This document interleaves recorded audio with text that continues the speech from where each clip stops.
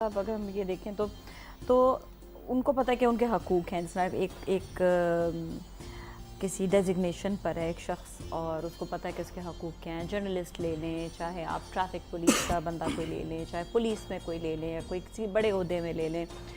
और वो उसके एक हदूद हैं, लेकिन वो कभी कभार हद से तजावज़ भी हो जाए तो फिर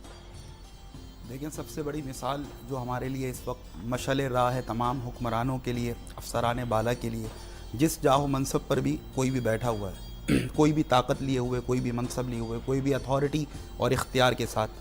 तो उसके लिए सबसे बड़ी मिसाल हज़रत उमर फ़ारूक रज़ी अल्लाह ताला अन्हु की है कि आप जो है वो मदीने की गलियों में निकल जाया करते थे इस तलाश में कि कहीं कोई किसी ज़रूरत में तो मुब्तला नहीं है। तो इसी असना एक घर की तरफ से आपका गुज़र हुआ तो आपने देखा कि अंदर से किसी के घर में जो है वो चूल्हा जल रहा है और हांडी पकने की आवाज़ आ रही है, लेकिन बच्चे जो है बहुत बिल कर रो रहे हैं। तो आप उस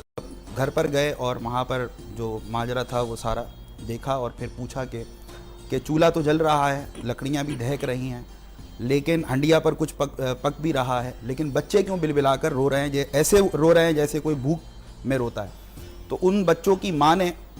ये बात की कि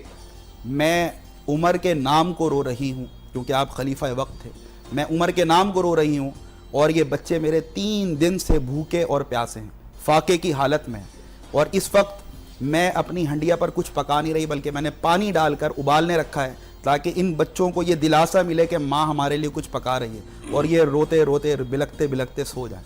हज़रत उमर रज़ी अल्लाह ताला अन्हु का दिल फट गया ये बात सुनकर, और आपकी आंखों से आंसू जारी होगा। आप उसी वक्त उल्टे पांव दौड़े। देखें, खलीफा वक्त हैं, इतनी बड़ी सल्तनत के खलीफा, और उल्टे पांव दौड़े।